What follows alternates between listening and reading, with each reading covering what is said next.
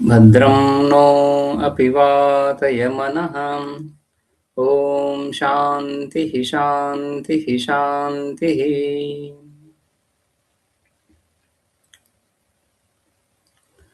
చాందోగ్యం మనం 3వ అధ్యాయంలో మధు విద్య చూస్తున్నాము. ఈ మధు విద్య ఆదిత్యుడే మధువు అని, ఆదిత్యుడి యందు మధు భావనతో ఆ ఆదిత్యుడి యందు 5 అంశాలుగా, ఈ 5 అంశాలు 5 మధువులని, రైట్. సో ఆ మధువులను గ్రహించేటువంటి 5 దేవతలు, ఆ 5 దేవతలు, ఆ 5గురు దేవతలు ఉపాస్య దేవతలు. ఆ ఉపాస్య దేవతలతో ఉపాసకుడు తాదాత్మ్యాన్ని పొంది ఆ ఫలాన్ని పొందుతున్నాడు. ఆ ఆదిత్య రూప మధు, కర్మ ఫలం దేవ మధు, ఆ మధు ఫలాన్ని పొందుతున్నాడు. ఆ 5 దేవతలలో ఆ విధంగా పూర్వ దేవతలు వసవుల కంటే కూడా రుద్రులు, రుద్రుల కంటే కూడా ఆదిత్యులు, ఆ విధంగా అధికమైనటువంటి భోగాన్ని కలిగినటువంటి వాళ్ళు, అధికమైనటువంటి ఐశ్వర్యాన్ని కలిగినటువంటి వాళ్ళు, అధిక కాలము ఆ లోకాలలో ఉండేటువంటి వాళ్ళు, ఆ విధంగా చూశాం. అందులో ఈ 5 విధాల మధువును చెప్పిన తర్వాత కృత్వా ఏవం ఉదయాస్తమనేన ప్రాణినాం సర్వకర్మ ఫల భోగ నిమిత్తం అనుగ్రహం కృత్వా, సకల ప్రాణులకు కూడా కర్మఫల భోగము అనేటువంటి అనుగ్రహాన్ని కలిగించినటువంటి ఆ ఆదిత్యుడు ఏ విధంగా కలిగిస్తున్నాడు? ఉదయాస్తమయాల ద్వారా. కర్మఫలము కాలంలో కలుగుతుంది. సో కాలం అనేది కావాలి, సకల వ్యవహారానికి కాలం మూలంగా ఉంది. సో దేశకాలాలు, దిగ్దేశ కాలాలు అని చెప్పుకుంటాం కదా. సో దిగ్దేశ కాలాలు లేకుండా ఏ ఫలము, ఏ భోగము లేదు, ఏ కర్మ కర్తృత్వము లేదు, భోక్తృత్వము లేదు. రెండిటికి కూడా దిగ్దేశ కాలాలు కావాల్సి ఉంటుంది. అటువంటి దిగ్దేశ కాలాలు ముఖ్యంగా కాలానికి అధిపతి సూర్యుడే. ఆ విధంగా ఉదయాస్తమయాల ద్వారా కాలం ఏర్పడుతూ ఉంది. ఆ విధంగా ఉదయాస్తమయాల ద్వారా సకల ప్రాణులను అనుగ్రహించి తత్కర్మఫల భోగక్షయే, ఆ కర్మఫల భోగక్షయ కాలంలో తనలోనే అంతటిని విలీనం చేసుకుని ఉదయాస్తమయాలు లేని స్థితిని పొందుతున్నాడు. ఉదయాస్తమయాలు లేని స్థితి ఏంటి? స్వరూపము. తన స్వరూపంలో ప్రతిష్ఠితమై ఉన్నాడు. అథ తత ఊర్ధ్వ ఉదేత్య నైవ ఉదేత న అస్తమేత ఏకల ఏవ మధ్యే స్థాతాం. ఏకల ఏవ, ఏకల కేవల, ఏకల శబ్దమే కేవల కూడా అవుతా ఉంది. ఏకల కేవల, కేవలము ఆ వర్ణ వ్యత్యాసం, ఆ అక్షరాన్ని ఆ ఏకలలో కాని ముందు తీసుకొస్తే కేవల అయిపోతుంది. సో ఏకల కేవల అని. సో కేవల స్వరూపుడు, ఏకమేవా ద్వితీయం అని ఆ విధంగా తన స్వరూపంలో ఉండిపోతున్నాడు. అక్కడ ఉదయాస్తమయాలు లేవు. ఈ విషయాన్ని, అక్కడ ఉదయాస్తమయాలు లేవు అనే విషయాన్ని అతత్ర వై నత్ర నిమ్లోచ నోదియాయ కదాచన దేవాస్తేనాహగం సత్యేన మా విరహదిషి బ్రహ్మణ ఇతి అని ఈ విధంగా ఆ విషయాన్ని, ఆ సత్యాన్ని దర్శించినటువంటి ఋషి ఈ మంత్రం ద్వారా ఆ విషయాన్ని దర్శించి ఉపదేశిస్తున్నాడు తన శిష్యులకు అని. తత్ర అంటే ఆ విధంగా ఆ ఉదయాస్తమయాలు లేనటువంటి స్వరూప స్థితిలో నా నిమ్లోచ నా ఉదయాయ కదాచన, ఈ విధంగా ఏదైతే తెలియబడుతా ఉందో ఇది సత్యము అని శృతి కూడా చెప్తా ఉంది. సో అందులో ఆ మొదటి మంత్రం, మొదటి పాదం నవై తత్ర నా నిమ్లోచ నా ఉదయాయ కదాచన, తత్ర ఆదిత్యస్య నా నిమ్లోచ నా ఉదయాయ, ఆదిత్యుడి యొక్క అస్తమయం కానీ ఉదయం కానీ లేదు అని చెప్పి దేవాహ సంబోధన, హే దేవాహ తేన సత్యేన, ఈ సత్యం ఏదైతే చెప్తున్నానో ఇది పరమ సత్యము, ఇందులో ఎటువంటి దోషము లేదు. సో ఇందులో అంటే సత్యము అంటున్నప్పుడు మనం 2 రకాలుగా చూస్తాం. లోకంలో సత్యవాది విన్నది విన్నట్లుగా, ఉన్నది ఉన్నట్లుగా, రైట్, చూసింది చూసినట్లుగా చెప్పేవాడు అని. కానీ శాస్త్రంలో సత్యము అని చెప్తున్నప్పుడు, సత్యము, ఋతము ఈ విధంగా పదాలు ప్రయోగించినప్పుడు అంతకంటే ఇంకొంచెము అర్థం ఇంకా స్పష్టంగా, ఇంకా సూక్ష్మంగా తీసుకోవాల్సి ఉంటుంది. చూసిన దాన్ని చూసినట్లుగా చెప్పేవాడు అలా కాకుండా, చూసిన దాన్ని విచారించి సమ్యక్ విచారణ జరిపి యథా దాని సారాన్ని గ్రహించి యథార్థతత్వాన్ని చెప్పేవాడు, అంటే అబాధితమైనటువంటి విషయాన్ని చెప్పేవాడు. సో చూసినప్పుడు చక్షురింద్రియంలో దోషం ఉండొచ్చు, శ్రోత్రేంద్రియంలో దోషాలు ఉంటాయి, సో ఈ విధంగా ఇంద్రియ దోషాల వలన కలిగేటువంటి జ్ఞానములు, ఇంద్రియాల వల్ల కలిగేటువంటి జ్ఞానంలో సహజంగా ఉండే ఇంద్రియ దోషాల చేత, రైట్. సో చక్షురింద్రియం చేత ఏదైతే కనిపిస్తుందో, మనకు కనిపించే విషయం సంపూర్ణంగా చక్షురింద్రియం చేత మాత్రమే తెలియజేయబడుతా ఉంది అని చెప్పలేం మనం. బుద్ధి అనేక అంశాలను జోడిస్తుంది అక్కడ తెలియకుండానే. మనకు తెలియకుండానే బుద్ధి చాలా అంశాలని చక్షురింద్రియ జ్ఞానంలో జోడిస్తుంది, రైట్. జోడించి ఆ భూత భవిష్యత్, దాని భూతకాలం సంబంధం, ఏ విషయమైతే మనం చూస్తున్నామో ఆ వ్యక్తి కానీ ఆ సన్నివేశం కానీ, దానికి భూతకాలంతో సంబంధం ఎవరు చేస్తారు? ఆ దేశంతో కానీ, కాలంతో కానీ, వర్తమాన కాలంతో కూడా సంబంధం ఎవరు చేస్తారు? సో కాలము చక్షురేంద్రియంతో కనిపించదు. సో ఇవన్నీ కూడా కల్పించేది ఎవరు? ఆ దేశము, కాలము, ఇవన్నీ కల్పించేది బుద్ధి. బుద్ధి వీటన్నిటి జోడిస్తూ ఉంది. ఎలా జోడిస్తుంది? పూర్వ సంస్కారాలకు అనుగుణంగా. అందుకని ఒకే విషయాన్ని నలుగురు వ్యక్తులు చూస్తున్నప్పుడు నలుగురు దాన్ని 4 రకాలుగా తెలుసుకునే అవకాశం ఉంది కదా. ఎందుకుంది? ఎందుకంటే బుద్ధి అనేక అంశాలని ఆ ప్రత్యక్ష జ్ఞానంలో కూడా జోడిస్తూ ఉంది. ఆ జోడించడం అనేది వాళ్ళ సంస్కారాలకు అనుగుణంగా వెళ్తూ ఉంది. సో ఒకే వస్తువుని 4 విభిన్న రకాలుగా తెలుసుకునే అవకాశం అక్కడ ఏర్పడుతూ ఉంది. సో అందుకని చూసినదంతా కూడా సత్యం కాదు అని మన లోకంలో కూడా వింటూ ఉంటాం. ఆ విధంగా చూసిన దాన్ని చూసినట్టు చెప్పడం సత్యము అలా కాకుండా దాన్ని విచారం చేసి యథార్థ విషయాన్ని తెలపడం సత్యమని. సో ఆ విధంగా ఇక్కడ ఈ యోగి, ఈ మంత్రద్రష్ట ఋషి ఏం చెప్తున్నాడు? నవైతత్ర నిమ్లోచ ఉదియాయ కదాచన అని. సో ఆ లోకం నుంచి తిరిగి వచ్చినటువంటి ఒకనొక యోగి అని చెప్పుకున్నాం మనం, రైట్. సో అంతకుముందు భాషను చూసాం మనము. తత్ర కశ్చిత్ విద్వాన్ వస్వాది సమానాచరణ, వస్వాది దేవతలతో, వస్వాది ఆది సిద్ధం చేత రుద్రులు, మరుత్తులు, సాధ్యులు, సిద్ధులు, వీళ్ళందరితో కూడా సమాన ఆచరణ, సమానమైనటువంటి ఆచారం, వ్యవహారం, భోగము. ఇక్కడ అన్ని భోగభూములు కదా. కాబట్టి వాళ్ళతో సమానమైనటువంటి ఐశ్వర్యాన్ని పొందినటువంటి ఒకనొక యోగి రోహితాది అమృత భోగ భాగి, రోహితాది ఆదిత్య భాగాలు ఏవైతే ఉన్నాయో ఆ కర్మఫలాన్ని పొంది యథోక్త క్రమేణ స్వాత్మానం సవితారం ఆత్మత్వేన ఉపేత్య సమాహిత సన్. ఆ తర్వాత ఆ హిరణ్య గర్భుడి స్వరూపాన్ని తన అంతరాత్మగా, తన ఆత్మస్వరూపంగా భావించి ఏకాగ్ర చిత్తాన్ని పొందినటువంటి వాడై ఏతం మంత్రం దృష్ట్వా, ఈ మంత్రం, ఈ పైన చెప్పినటువంటి మంత్రం ఏదైతే ఉందో అత ఊర్ధ్వం ఉదేత్య నైవోదేత నాస్తమేత ఏకలేవ మధ్య స్థాత అనే మంత్రద్రష్ట, ఆ మంత్రద్రష్ట అయి, రైట్, అన్యస్మై పృష్ఠవతే జగాద, అతనిని ఎవరైతే ప్రశ్నించారో ఆ శిష్యుడు వాడికి ఈ విధంగా ఉపదేశిస్తున్నాడు. ఆ ఉపదేశం ఈ విధంగా నవైతత్ర నిమ్లోచ ఉదియాయ కదాచన అని. ఈ ఉపదేశాన్ని ప్రమాణపూర్వకంగా ప్రతిపాదిస్తున్నాడు. ఇది సత్యము, ఇది వాస్తవము. ఎందుకని ఈ విధంగా చెప్పాల్సి వస్తూ ఉంది? ఉదయాస్తమయాలు లేనటువంటి పరిస్థితిని మనం సామాన్యంగా గ్రహించము. ఉదయాస్తమయాలు లేవు అంటే కాలం లేదని అర్థం. సో కాలము లేనటువంటి స్థితిని ఎలా ఊహిస్తాము? దేశము లేనటువంటి స్థితి, దేశము లేనటువంటి అవస్థ, రైట్. ఈ ప్రపంచము దిగ్దేశ కాలాలతో కూడి ఉంది కదా. ఎక్కడ వెళ్ళినా కూడా మనము దిగ్దేశ కాలాలనేటివి అనుగతంగా, అనుస్యూతంగా సర్వత్రా ఉంటున్నాయి. సకల వ్యవహారాల్లో దిగ్దేశ కాలాలు ఉంటున్నాయి.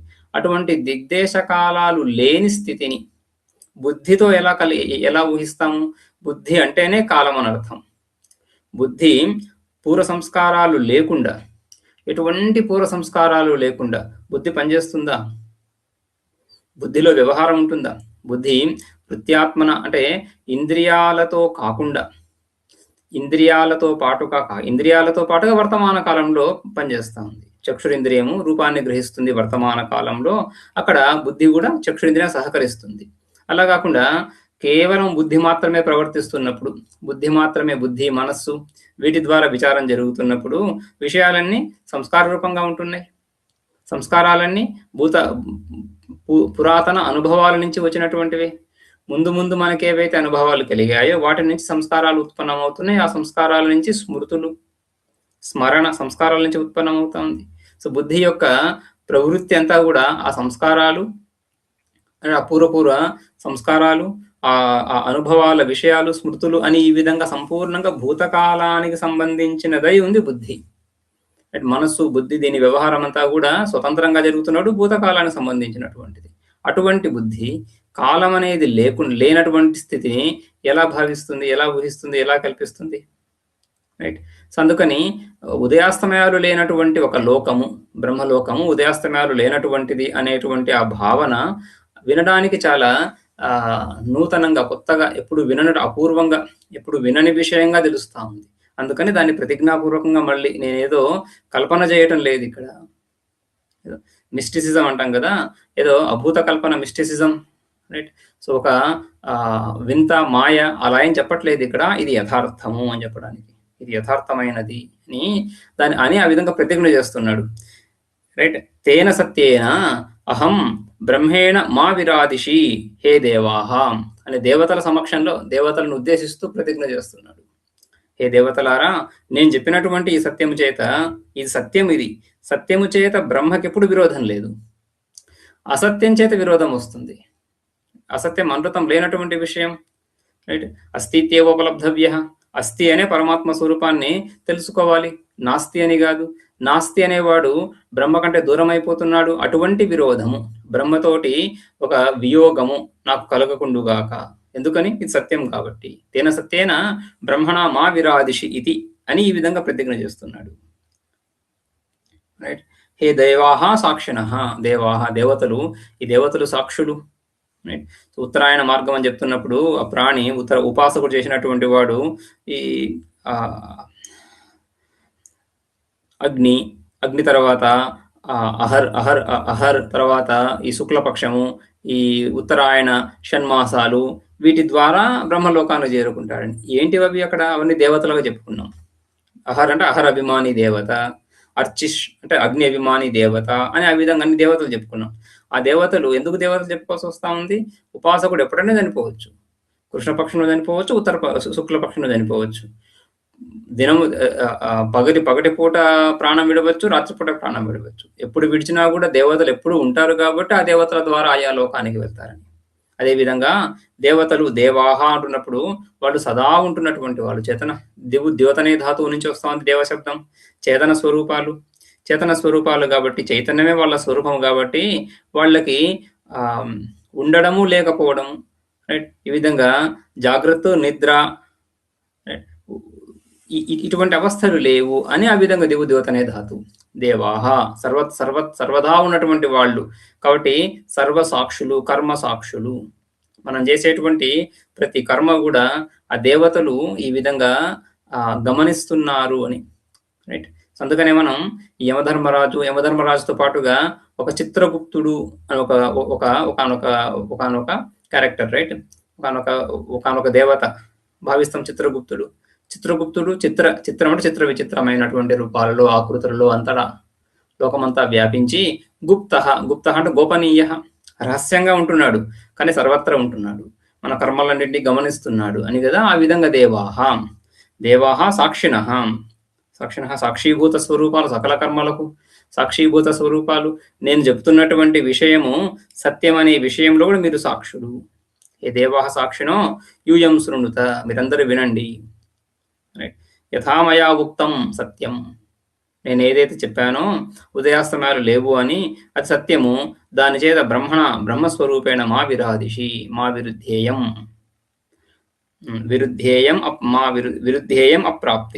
అప్రాప్తి బ్రహ్మణో మా భూత్ ఇత్యర్థ. బ్రహ్మణో అప్రాప్తి, బ్రహ్మణో విరుద్ధేయం. మా విరుద్ధేయం అంటే బ్రహ్మతో విరోధం ఏంటి? బ్రహ్మతో విరోధము బ్రహ్మ యొక్క ప్రాప్తి కలగకుండడమే.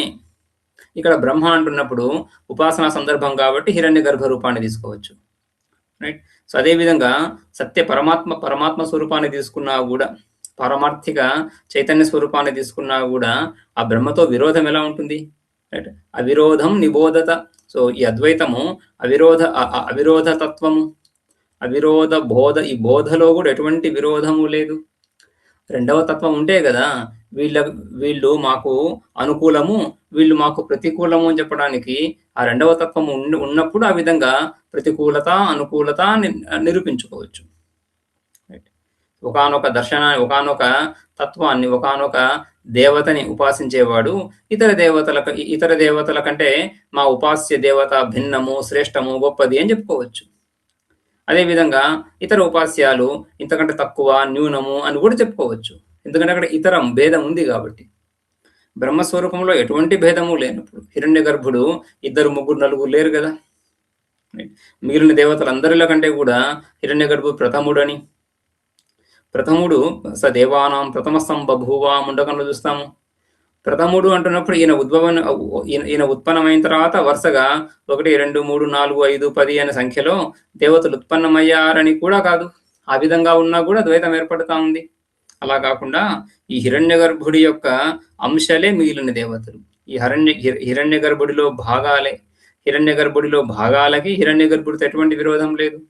కాబట్టి రెండవ దేవతలేనే లేదు ఇక్కడ విరోధం ఉండడానికి. కాబట్టి బ్రహ్మణ విరోధం అని చెప్తున్నప్పుడు ఎటువంటి విరోధం గురించి మాట్లాడుతున్నారు? అప్రాప్తి.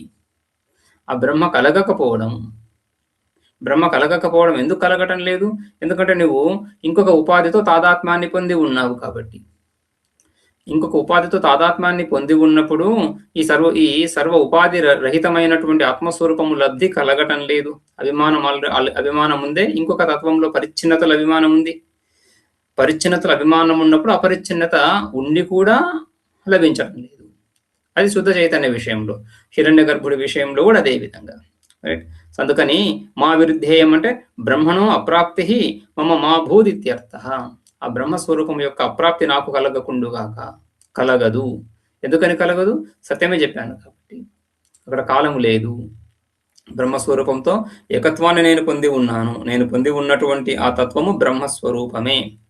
అదే విషయాన్ని కూడా ప్రకటిస్తున్నాను కాబట్టి ఎటువంటి విరోధం మాకు లేదు. లేదా విరోధం అంటున్నప్పుడు భేదం అని కూడా, బ్రహ్మతో నాకు ఎటువంటి భేదము లేదు. అప్రాప్తి భేదం ద్వారానే కదా ద్వితీయాద్వై భయం భవతి. ద్వితీయము, ద్వైతము ఇదే కదా ఈ అజ్ఞాన కార్యం ఏదైతే మనల్ని మన స్వరూపం నుంచి దూరం చేస్తూ ఉండేది, దూరంగా పెడుతుండేటువంటిది ఈ అధ్యాస మాత్రమే. సో అటువంటి అధ్యాస నాకు కలగకుండుగాక. ఇదే విషయాన్ని ఈ విధంగా యోగి ఏదైతే స్పష్టంగా చెప్తున్నాడో ఈ విషయాన్ని శృతి కూడా, అంతా శృతియే. ఆ యోగి ద్వారా చెప్తున్నది కూడా శృతియే. ఇప్పుడు శృతి సాక్షాత్తుగా కూడా ఒక ఆఖ్యాయికను కల్పించి, ఒక ఆఖ్యాయిక ద్వారా ఆ కథను నడిపించి, ఆ కథ ద్వారా ఒక సందేశాన్ని ఇచ్చి, ఆఖ్యాయికలో నుంచి బయటికి వచ్చి ఇది యథార్థము అని శృతి సాక్షాత్తుగా చెప్పడం, ఇది ఒక శైలి, శృతి యొక్క శైలి. అక్కడక్కడ మనం చూస్తూ ఉంటాం. స్వయం శృతి ముఖేన ఉపదేశం అని చెప్పి చూస్తూ ఉంటాం. ఆఖ్యాయిక నుంచి బయటకు వచ్చి మళ్ళీ శృతి సాక్షాత్తుగా ఉపదేశించడం కూడా అని చెప్తా ఉంది. ఇక్కడ 3వ మంత్రంలో శృతి సాక్షాత్తుగా తేన ఋషిన, తేన ఆ ద్రష్ట చేత, ఆ యోగి చేత ఉక్తం ఏదైతే చెప్పబడిందో అది సత్యం. ఇది శృతి ఇది ఆహ శృతి. 3వ మంత్రం. నహ వా అస్మా ఉదేతి న నిమ్లోచతి సకృద్దివాహైవాస్మై భవతి యయేతామేవం బ్రహ్మోపనిషదం వేద.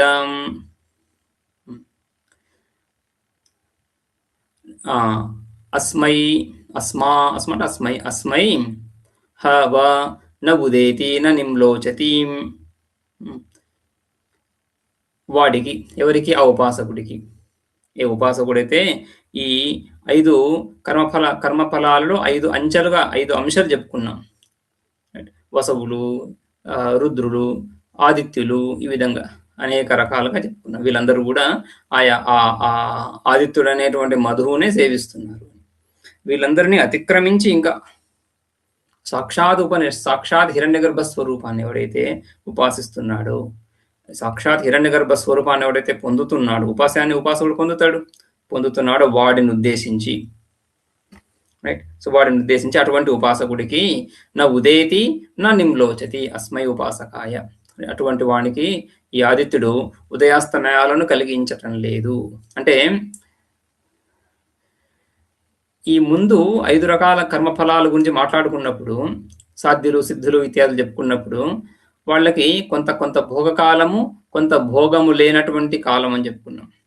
సూర్యుడు ఉదయించినప్పుడు సూర్యుడు ఉదయించడం అంటే ఉదయించినప్పుడు ఆయన కనిపిస్తున్నాడు కదా.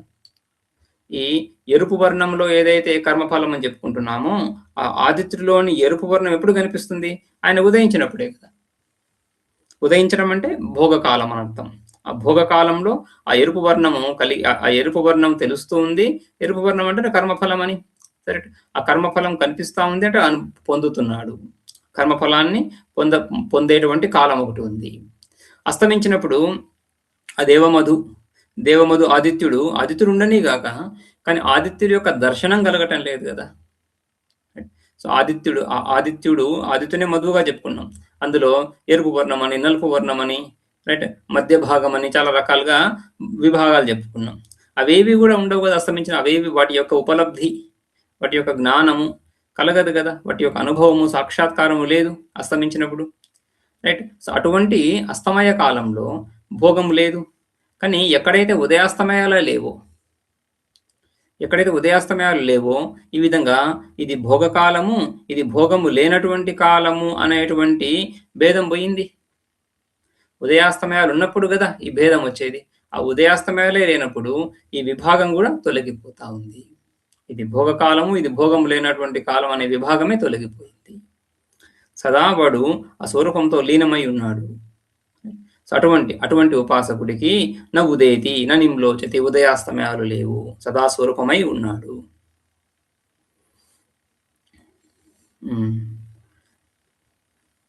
నహవా అస్మా ఉదేతి న నిమ్లోచతి సకృత్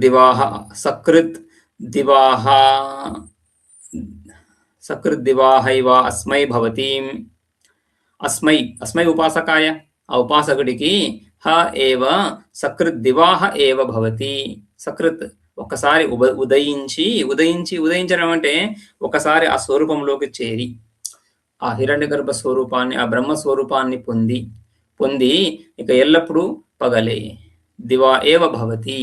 ఏతామేవం బ్రహ్మోపనిషదం వేద. ఉపనిషదం అంటే రహస్య విద్య, ఉపాసన. బ్రహ్మ విషయక ఉపనిషత్, బ్రహ్మోపనిషత్, రైట్. సో ఈ విధంగా ఈ రహస్యమయమైనటువంటి ఉపాసన, కర్మలు, కర్మఫలాలు, ఈ ఉత్తర మార్గం ద్వారా, దక్షిణ మార్గం ద్వారా కర్మలు, ఉత్తర మార్గం ద్వారా ఉపాసనల ద్వారా ఆయా దేవలోకాలు, వీటిని మించి ఏ లోకమైతే ఉందో, వీటిని దాటి ఏ లోకమైతే ఉందో ఆ లోకానికి సంబంధించినటువంటి విద్య రహస్యము, ఆ లోకము రహస్యము, ఆ లోకానికి సంబంధించినటువంటి విద్యా రహస్యము. అటువంటి విద్యను ఉపాసించినటువంటి వాడి గురించి ఈ విధంగా ఉదయాస్తమయాలు లేకుండా సదావాడు స్వరూపంతో తాదాత్మ్యాన్ని పొంది సుఖాన్ని పొందుతూనే ఉన్నాడు. సుఖ స్వరూపమై ఉన్నాడు, రసోవై సహా అన్నట్లుగా. భాష్యం చూద్దాము. నహవై అస్మై అంటే యథోక్త బ్రహ్మవిదే. ఈ విధంగా ఆ ఉపాస్య స్వరూపాన్ని తెలుసుకున్నటువంటి వాడు, ఉపాసిస్తున్నటువంటి వాడు, రైట్. విదే వాడిని ఉద్దేశించి, సప్తం చతుర్థి కదా, వాడిని ఉద్దేశించి న ఉదేతి న నిమ్లోచతి. ఎవరు? ఆదిత్య. న ఉదేతి న నిమ్లోచతి అస్తం. నా అస్తం ఏతి, ఉదయించడము లేదు, అస్తమించడము లేదు, ఈ భేదం అనేది లేదు. కింటు బ్రహ్మవిదే అస్మై సకృద్దివాహ ఏవ సదా ఏవ అహః భవతి స్వయం జ్యోతిష్వాత్. కింటు బ్రహ్మవిదే, సవిధంగా బ్రహ్మవేత్తకు, బ్రహ్మవిదే అస్మై బ్రహ్మవిదే, ఈ బ్రహ్మవేత్తకు సకృత్ ఒకసారి దివా ఉదయించిన తర్వాత సదా ఏవ అహః భవతి. సకృత్ అంటే ఒక పర్యాయం ఉదయించినాడు. ఉదయించిన తర్వాత మళ్ళీ ఉదయం అనేది లేదు. ఇంకా ఒకసారి ఆదిత్యుడు సూర్యుడు ఉదయించిన తర్వాత ఆ స్వరూపాన్ని పొందజేసిన తర్వాత మళ్ళీ ఉదయించడము, మళ్ళీ పొందజేయడం అనేది లేదు. ఎందుకు లేదు? ఎందుకంటే మధ్యలో అస్తమయం లేదు కదా. ఉదయం తర్వాత అస్తమయం ఉంటే మళ్ళీ ఉదయం కావాలి, అస్తమయమే లేదు. అస్తమయమే లేనప్పుడు మళ్ళీ ఉదయం, రెండో ఉదయం ఎక్కడి నుంచి వస్తుంది? అందుకనే ఈ ద్వైతంలో చిక్కుకున్న వాడి గురించి కట ఇత్యాది ఉపనిషత్తులు మనం చెప్పుకుంటాం. మృత్యోసి మృత్యుమాప్నోతి య ఇహ నానేవ పశ్యతి ఎవడైతే ఇక్కడ నానాత్వాన్ని, ద్వైతాన్ని చూస్తున్నాడు, ద్వైతం ఏంటి? శరీరము, స్థూల శరీరము, సూక్ష్మ శరీరము, వాటికి సంబంధించినటువంటి ధర్మాలు, వాటికి సంబంధించినటువంటి విషయాలు, వాటితో తాదాత్మ్యాన్ని, మమైక్యాన్ని ఎవడైతే పొంది ఉన్నాడో వాడిని ఉద్దేశించి ఏం చెప్తున్నారు? మృత్యోస మృత్యు తర్వాత మళ్ళీ మృత్యునే పొందుతున్నాడు. ఇప్పుడు మరణధర్మం కలిగినటువంటి శరీరాన్ని పొందాడు, తర్వాత మళ్ళీ మరణధర్మం కలిగినటువంటి శరీరాన్నే పొందుతాడు. అది మృత్యోస మృత్యుమాప్నోతి. అంటే మృత్యువుకి మధ్యలో జన్మ రావాలి. మృత్యువు జన్మ అని ఈ విధంగా జన్మ మృత్యు ప్రవాహ రూప సంసారాన్నే పొందుతాడు ఎవడైతే ఇక్కడ ద్వైతాన్ని చూస్తున్నాడు. అద్వైతాన్ని చూస్తున్నటువంటి వాడు ద్వైతాన్ని చూడడం అంటే ద్వైతం యందు సత్యత్వ బుద్ధిని కలిగి ఉండడం. ద్వైతం యందు సత్యత్వ బుద్ధిని కలిగి ఉండడం అంటే ద్వైతము యందు అంటే ఇతర వస్తువు యందు ఒక మహత్వ బుద్ధిని లేదా నికృష్ట బుద్ధిని, ఇది నికృష్టమైనటువంటిది, ఇది మహత్తరమైనటువంటిది. ఈ మహత్తరమైనటువంటిది అనే బుద్ధి కలిగినప్పుడు ఏమవుతుంది? ప్రవృత్తి ఏర్పడతా ఉంది. ఇది నేను పొందాలి అనేటువంటి కోరిక సహజంగా ఏర్పడుతుంది. జ్ఞానం తర్వాత ఆ ఇచ్ఛ అత్యంత సహజంగా ఏర్పడుతుంది. ఆ ఇచ్ఛ ఏం చేస్తుంది? ఆ వ్యక్తిని అందులో ప్రవర్తింపజేస్తుంది. ఈ వస్తువుని ఈ విషయాన్ని నేను పొందాలి అనే ప్రవృత్తి. ఆ ప్రవృత్తి ఏం చేస్తుంది? వాడిని ఆ విషయం వైపు తీసుకువెళ్తుంది. ఆ విషయం వైపు తీసుకువెళ్ళి ఆ విషయం యొక్క భోగం వాడిలో సంస్కారాన్ని కలిగించి మళ్ళీ ప్రవృత్తిలోకి తీసుకువెళ్తా ఉంది. రైట్. సో ఆ విధంగా ద్వైతాన్ని చూడడము అంటే ద్వైతంతో తాదాత్మ్యాన్ని పొందడము, దాని గురించి ప్రయత్నం చేయడము. అటువంటి వాడు ఆ ఫలాన్ని పొందుతాడు. రైట్. ఆ ఫలాన్ని అలా పొందుతూనే ఉంటాడు. ఒక ఫలం తర్వాత ఇంకొక ఫలం, ఇంకొక ఫలం తర్వాత ఇంకొక ఫలం, అనవరత. రైట్. ఆ విధంగా ఒక అంతం లేకుండా అనవరతంగా అలా కర్మఫలాలు పొందుతూనే ఉంటాడు. అది ద్వైతం. రైట్. ఆ విధంగా మృత్యుం ఆప్నోతి. దానికి విరుద్ధంగా ఇక్కడ సకృత్ ఒకసారి ఉదయించిన తర్వాత, ఒకసారి ఆ స్వరూపాన్ని పొందిన తర్వాత మరి ఇక మృత్యువు లేదు. ఈ రెండింటికి అత్యంత విలక్షణత. అది అక్కడ సకృత్ శబ్దం యొక్క తాత్పర్యం. అది సకృత్ దివా, ఒకసారి ఉదయించడం, మళ్ళీ అస్తమయం లేదని అర్థం. సకృత్ దివాహ ఏవ సదా ఏవ అహహ భవతి. ఎల్లప్పుడూ పగలే. పగలంటే ఇక్కడ భోగకాలం అర్థం. భోగకాలం అంటే స్వరూపంతో తాదాత్మ్యాన్ని పొంది ఉండడం. రైట్. స్వయం జ్యోతిష్వాత్, స్వయం జ్యోతి స్వరూపము ఆత్మస్వరూపము. ఆత్మ స్వయం ప్రకాశ స్వరూపము. ఆదిత్యుడిని లోకంలో ప్రకాశ స్వరూపంగా చూస్తాం. ఆదిత్యుడు మనకు వెలుగునిస్తున్నాడు. ఆదిత్యుడి యొక్క వెలుగులో మనకు ఈ గడపటాది సకల దృశ్యాలు కనిపిస్తున్నాయి. ఈ సకల దృశ్యాలను ప్రకాశింపజేస్తున్నాడు. ఆ ఆదిత్యుని సైతము మన కన్ను ప్రకాశింపజేస్తా ఉంది. కన్ను ఉంటే కదా ఆదిత్యుని మనం చూడగలము. కన్ను పనిచేయనప్పుడు ఆదిత్యుడు ఉండి కూడా మనకు రూపజ్ఞానం కలగడం లేదు. సో ఆ విధంగా కన్ను ఆదిత్యుని ప్రకాశింపజేస్తుంది, ఆదిత్యుడు కన్నును అనుగ్రహిస్తున్నాడు, ఇవన్నీ చెప్పుకుంటాం. ఆ కంటిని సైతం మనస్సు ప్రకాశింపజేస్తా ఉంది. కానీ ఈ క్రమంలో చూసినప్పుడు ఆదిత్యుడు వస్తువును ప్రకాశింపజేస్తున్నాడు, కానీ కేవలం ఆదిత్యుడి వలననే వస్తు జ్ఞానం కలగటంలే. చక్షురింద్రియం కావాల్సి వస్తూ ఉంది. చక్షురింద్రియం కూడా ప్రకాశకమే, కానీ కేవలం చక్షురింద్రియం ద్వారా జ్ఞానం కలగటంలే. నిద్రపోతున్నప్పుడు కూడా కొందరు కళ్ళు తెరిచి కూడా నిద్రపోతుంటారు, కానీ రూపజ్ఞానం కలగదు. ఎందుకంటే మనస్సు అక్కడ చక్షురింద్రియానికి వెన్నుగా, చక్షురింద్రియానికి సహకరిస్తూ పనిచేయటం లేదు అక్కడ. అందుకని రూపజ్ఞానం కలగదు. రైట్. సో ఆ విధంగా మనస్సు కూడా ప్రకాశకం అవుతా ఉంది. ఈ విధంగా ఇవేవి కూడా ఆదిత్యాదులు స్వయం ప్రకాశక తత్వాలు కావు.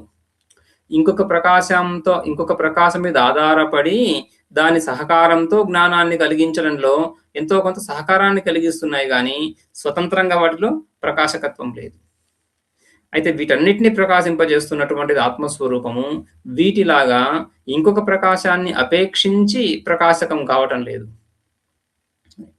అందుకని స్వయం జ్యోతి అంటే ఇతర ప్రకాశకాలను అపేక్షించకుండా, ఇతర ప్రకాశకాలు ఏవి అవసరం లేకుండా స్వతంత్రంగా ప్రకాశిస్తున్నటువంటిది. దాని సన్నిధిలో ఇతర తత్వాలన్నీ ప్రకాశకాలు, ఇతర ప్రకాశకాలు ఏవైతే ఉన్నాయో అవి ప్రకాశకత్వ ధర్మాన్ని పొందుతున్నాయి దాని సన్నిధిలో. ఆత్మ చైతన్యం ఉండగా ఆత్మ చైతన్యం యొక్క సన్నిధిలో ఆదిత్యుడు ప్రకాశకత్వాన్ని పొందుతున్నాడు. ఆదిత్యుడి యొక్క సత్తా, ఆదిత్యుడి యొక్క స్ఫురణం ఇవి ఆత్మ చైతన్యములోనే కలుగుతున్నాయి కానీ ఆదిత్యుడి ద్వారా ఆత్మ ప్రకాశింపబడటం లేదు. ముండకంలో చూస్తాం కదా, నత్ర సూర్యో భాతి నచంద్రతారకం నేమా విద్యుతో భాతి కుతోయమగ్ని తమేవ భాంతం అనుభాతి సర్వం తస్య భాషా సర్వమిదం విభాతి అని. తస్య భాష లేదా తమేవ భాంతం, తం ఆత్మానం, ఈ ఆత్మస్వరూపం ప్రకాశిస్తూ ఉండగా వివిధం అనుభాతి, ఈ సంపూర్ణ జగత్తు వివిధ రూపాలుగా వివిధ నామరూపాత్మకంగా ప్రకాశిస్తూ ఉంది ఆ ఆత్మ ప్రకాశంలో. తస్య భాష సర్వవిధం విభాతి, ఆ ప్రకాశం చేతనే ఈ ప్రపంచమంతా కూడా ఈ విధంగా ప్రకాశిస్తుంది. అటువంటి ప్రకాశం ఇంకొక ప్రకాశాన్ని అపేక్షించి ప్రకాశించటం లేదు, దాన్ని అపేక్షించి ఇతర ప్రకాశకాలన్నీ ప్రకాశిస్తున్నాయి. అందుకన్నది స్వయం జ్యోతి. అది స్వయం శబ్దం యొక్క అర్థం, రైట్? స్వయం జ్యోతి, స్వయం జ్యోతిష్వాత్, ఆత్మ స్వయం జ్యోతి. కాబట్టి ఒకసారి ఆ ఆత్మదర్శనం అయ్యిందంటే మళ్ళీ ఆ ఆత్మదర్శనం పోవడము మళ్ళీ కలగడం అంటూ లేదు, రైట్? సో ఇతర తత్వాలకు అలా కాదు. ఇతర ప్రకాశాలు, ఆదిత్యుడిని చెప్పుకున్నాము, ఆదిత్య ప్రకాశం ఆ విధంగా కాదు. ఆదిత్యుడు ఉదయించాలి, ఆదిత్యుడు ఉదయించినటువంటి ఆ సందర్భంలో జ్ఞానం కలుగుతుంది. అస్తమిస్తాడు, మళ్ళీ అస్తమించినప్పుడు ఆ జ్ఞానం కలగదు, ఆ సుఖం ఆ భోగం అవేవి కలగవు. మళ్ళీ ఉదయించాలి, మళ్ళీ ఉదయించినప్పుడు మళ్ళీ జ్ఞానం కలుగుతుంది, మళ్ళీ అస్తమిస్తాడు, రైట్? కానీ స్వయం ప్రకాశ స్వరూపము సదా ప్రకాశిస్తూనే ఉంటుంది. ఎప్పుడు దానికి ప్రకాశము లేదు అనేటువంటి స్థితి లేనే లేదు. అయితే అజ్ఞాన కాలంలో అజ్ఞానం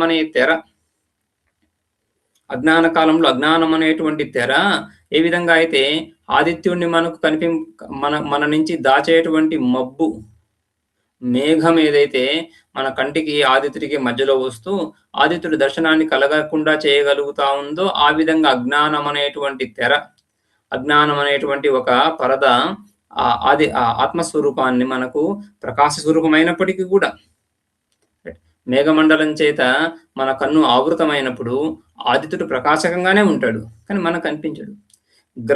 గ్రహణ కాలంలో గ్రహణం చేత పీడించబడినటువంటి ఆదిత్యుడు ప్రకాశక స్వరూపమే, కానీ మనకు ఆ ప్రకాశము ఉపలబ్ధం అవ్వడం లేదు, కనిపించడం లేదు. ఆ విధంగానే ఆత్మస్వరూపము సదా ప్రకాశ స్వరూపమైనా కూడా ఈ అజ్ఞానం అనేటువంటి తెర ఏదైతే ఉందో అది మనకు కనిపించకుండా చేసింది. ఒక్కసారి ఆ తెర తొలగిన తర్వాత మళ్ళీ అజ్ఞానం అనేది కలగడానికి అవకాశం లేదు. ఏ కార్యమైనా ఉత్పన్నం అవ్వాలంటే కారణం కావాలి. అజ్ఞానానికి ఏంటి కారణం? సకల వ్యవహారాలకు అజ్ఞానం కారణము. అటువంటి అజ్ఞానానికి కారణం ఏముంది? కారణం లేకుండా కార్యోత్పత్తి కుదరదు. కాబట్టి అజ్ఞానం ఒకసారి ధ్వంసమైన తర్వాత అది మూలమైనటువంటి అజ్ఞానం, మూలాజ్ఞానం, మూలా విద్య, సకల జగత్తు సకల వ్యవహారానికి మూలభూతమైనటువంటి అజ్ఞానము, అది తొలగిన తర్వాత మళ్ళీ అజ్ఞానం కలిగే అవకాశం లేదు. అందుకని ఒకసారి ఉదయించిన తర్వాత, ఒకసారి ఆ జ్ఞానం కలిగిన తర్వాత మళ్ళీ అది తొలగిపోవడం అనేది లేదు. అందుకని సదా ఏవ భవతి స్వయం జ్యోతిష్వాత్, స్వయం ప్రకాశ స్వరూపం. ఆ ప్రకాశం ఇంకొక ప్రకాశం మీద ఆధారపడి లేదు. కొంతకాలము దాని జ్ఞానం మనకు కలగలేదు అజ్ఞానం చేత, అజ్ఞానం లేదు ఇప్పుడు. అందుకని ఆ విధంగా స్వయం జ్యోతిష్వాత్ అని పారమార్థికంగా ముఖ్య బ్రహ్మ అర్థం చెప్పుకున్నప్పుడు ఆ విధంగా. హిరణ్య గర్భ రూపం చెప్పుకున్నప్పుడు కూడా హిరణ్య గర్భుడు సర్వాత్మ స్వరూపుడు, రైట్? ఆయన సర్వాత్మ స్వరూపుడు. అంటే ఈ సగుణోపాసనల యొక్క అత్యుత్కృష్ట ఫలం, రైట్? అతనికంటే ఈ హిరణ్య గర్భుణ్ణి సమష్టి సూక్ష్మ శరీర విమానం చెప్పుకుంటాము. సమష్టి సూక్ష్మ శరీర విమాని మనము ఏ విధంగా అయితే మన స్థూల శరీరంలో, మన సూక్ష్మ శరీరంలో ప్రతి అంశంతోనూ తాదాత్మమై ఉన్నామో, అందులో ఏ విభాగాలు ఉన్నాయి మనకి, అందులో ఏ విరోధం ఉంది, అందులో అనుపలబ్ధి ఎక్కడుంది, అదే విధంగా హిరణ్య గర్భుల్లో కూడా అని చెప్పుకోవాలి. యథాం యథోక్తాం బ్రహ్మోపనిషదం వేద గుహ్యాం వేద, బ్రహ్మోపనిషదం గుహ్యాం, రహస్యమైనటువంటి ఈ ఉపాసన, ఈ విధంగా ఈ మధు విద్య, ఈ మధు విద్యలో కూడా ఈ మధు అంటే కర్మఫలం, సంసారం, దాన్ని అతిక్రమించినటువంటి ఆ బ్రహ్మస్వరూపాన్ని ఎవడైతే తెలుసుకుంటున్నాడో, ఏవం తంత్రేణ వంశాదిత్రయం ప్రతి అమృత సంబంధం యచ్చ అన్యదవోచామా ఏవం జానాతి ఇత్యర్థః.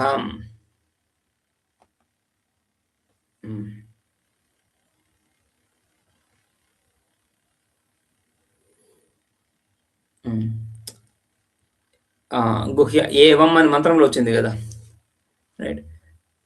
ఏతాం ఏవం బ్రహ్మోపనిషదం వేద, ఏవం ఈ విధంగా, ఈ విధంగా అంటే ఏవం అంటే తంత్రేణ, తంత్రం అంటే పద్ధతి. ఏం పద్ధతి? వంశాదిత్రయం ప్రతి, వంశాదిత్రయం, వంశ ఇక్కడ ఆ వెదురు, వంశ అంటే వెదురు బొంగురు వంశ అంటున్నాం కదా. సో దానికి ఈ తేనె తుట్ట వేలాడుతూ ఉంటుంది. ఎవరా తేనె తుట్ట? ఈ ఆకాశాన్ని తేనె తుట్టగా చెప్పుకున్నాము, ద్యులోకాన్ని ఆ వెదురు వంశగా చెప్పుకున్నాము, అందులో ఆదిత్యుడిని మధుగా చెప్పుకున్నాము.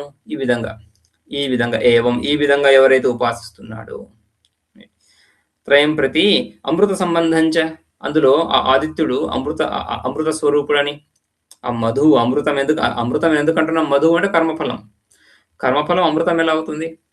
కర్మఫలం నశ్వరం అని చెప్పుకుంటాం కదా. కర్మలు నశ్వరాలైనటువంటి కర్మల ద్వారా, ఎటువంటి కర్మలైన ఉపాసనలు కూడా, రైట్, అటువంటి కర్మల ద్వారా ఉత్పన్నమైనటువంటి కర్మఫలం నశ్వరం, కానీ అమృతం ఎలా అవుతుంది? అమృతం అంటున్నప్పుడు నిశ్చయంగా కర్మకు కలిగేది కాబట్టి అమృతం అని. అవినాభావ సంబంధం. కర్మ చేశావా, కర్మఫలం ఖచ్చితంగా కలిగి తీరుతుంది. ఉపాసన చేశావా, ఉపాసనా ఫలం అవశ్యం కలిగి తీరుతుంది. ఇందులో సంశయం లేదు, రైట్. అందుకు ఆ విషయాన్ని, ఈ కర్మలు, పుణ్యకర్మలు ఏవైతే చేస్తున్నామో, ధార్మిక కర్మలు ఏవైతే చేస్తున్నామో అందులో ఎటువంటి సంశయానికి తావులేదు. కర్మలు చేశావా, ధార్మిక కర్మ చేశావా, కించిత్ కొంత అయినా ధార్మిక కర్మ చేసినప్పుడు దాని ఫలం మనకు పుణ్యరూపేణ ఖచ్చితంగా కలుగుతూ ఉంది అనేటువంటి ఒక విశ్వాసాన్ని, ఒక శ్రద్ధను కలిగింపజేయడానికి అమృత శబ్దం, అమృత సంబంధంచ యచ్చ అన్యదవోచామాం, రైట్. దీంతో ఈ ఉపాసన ఫలంగా అమృత సంబంధం ఏదైతే చెప్పామో అది కూడా ఉపాసన అంశాలు, ఉపాసన ఫలం కూడా, రైట్. దీన్ని ఉపాసన యొక్క స్వరూపం అని, ఉపాసన స్వరూపం ఏ విధంగా ఉంటుంది? ఉపాస్య దేవత యొక్క జ్ఞానము, దేవత యొక్క స్వరూపాన్ని ఉపాసించాలి. అదేవిధంగా ఉపాసన యొక్క ఫలాన్ని కూడా, ఇవంతా కలిపి ఉపాసన అనేసి. ఇవన్నీ ఎవడైతే ఈ విధంగా తెలుసుకొని ఉపాసిస్తున్నాడో, అన్యదవోచామా ఏవం జానాతి ఇత్యర్థ. ఎలా చెప్పారో, ఎలా శృతి ఏ విధంగా చెప్పిందో ఆ విధంగా భావించేటువంటి వాడికి ఈ ఫలము. విద్వాన్ ఉదయాస్తమయ కాల అపరిచ్ఛేద్యం నిత్యం అజం బ్రహ్మ భవతి ఇత్యర్థ. విద్వాన్ ఆ ఉపాసకుడు ఉదయాస్తమయ కాల అపరిచ్ఛేద్యం, ఉదయాస్తమయ కాలాలతో పరిచ్ఛిన్నమవుతుంది సంసారం అంతా, జగత్తంతా కూడా. అందుకనే ఉదయాస్తమయాలంటేనే కాలమని. ఉదయము అస్తమయము, ఉదయానికి అస్తమయానికి మధ్యలో ఉండే కాలాన్ని పగలని, అస్తమయానికి ఉదయానికి మధ్యలో ఉండే కాలాన్ని రాత్రి అని. ఈ విధంగా రేయింబవళ్ళు, ఈ రాత్రి పగలు కలిసి ఒక దినము, రైట్. అటువంటి దినాలు 15 అవుతున్నప్పుడు పక్షము, 30 అవుతున్నప్పుడు నెల, 365 అవుతున్నప్పుడు సంవత్సరము అనే విధంగా లెక్కిస్తున్నాం. ఏ విధంగా లెక్కిస్తున్నాము? రాత్రింబవళ్ళ చేతనే కదా, రైట్. ఈ కాల గణనం అంతా కూడా రాత్రింబవళ్ళ ద్వారానే కలుగుతా ఉంది. అందుకని రాత్రింబవళ్ళు అంటున్నప్పుడే కాలం అని అర్థం. కాలంలో, కాలానికి లోబడి, కాలానికి లోనై, రైట్. కాలానికి లోనై సంపూర్ణ జగత్తు ఉంది. కానీ ఈ ఉపాసకుడు ఈ కాలానికి లోనైనటువంటి జగత్తును అతిక్రమించి ఆ పరమాత్మ స్వరూపాన్ని పొందుతున్నాడు. ఇక్కడ బ్రహ్మ అంటున్నప్పుడు ముఖ్య బ్రహ్మ, ప్రధానంగా శుద్ధ చైతన్యం అర్థం తీసుకున్నప్పుడు క్రమముక్తిగా తీసుకోవాలి.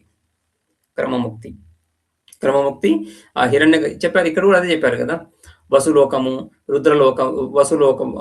వసులోకము, రుద్రలోకము, ఆదిత్యలోకము, సిద్ధుల లోకము, రైట్. సో ఈ విధంగా వెళ్తూ దాన్ని అతిక్రమించి బ్రహ్మ హిరణ్య గర్భలోకము. ఆ హిరణ్య గర్భలోకంలో అక్కడి నుంచి కూడా మళ్ళీ ఆ పరమాత్మ స్వరూపాన్ని పొందుతాడు క్రమంగా.